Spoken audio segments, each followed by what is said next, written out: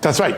So they had 1 year of improvement from 23 to 24, but over the last decade it has gotten terrible. And by the way, it's now 3 times the violent crime rate of most capitals across the world, including Latin American capitals that have a history of violence. It's worse than most American cities. If that is good enough for the Democrats and they've settled for mediocrity, Donald Trump seems to want to settle for the best. He wants a capital city that shows the best of America, not the worst of America. And I think that that's what's behind this. And by the way, he's not stopping with the federalization of the police.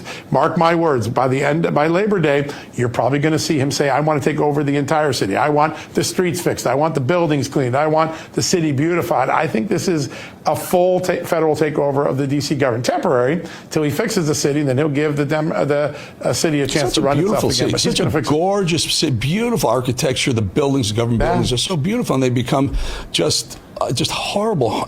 Homeless people everywhere. It's just become a war zone.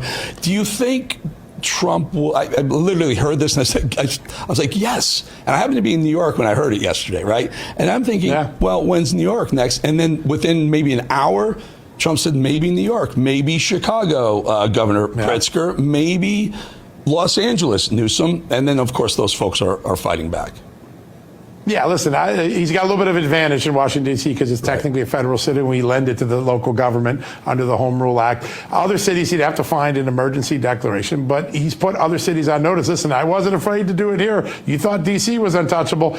Clean up your city. Don't make me come and do this. And we'll see what happens. Democrats are doubling down on failure right now. That's probably not going to be what their citizens who weathered this terrible storm of violence the last decade want to see. They want to see change. The crazy thing is, I think the minority community outnumbers the white community in D.C. I could be wrong, but if you're cleaning up the city and making it safer, you're helping the minority communities more than the white community.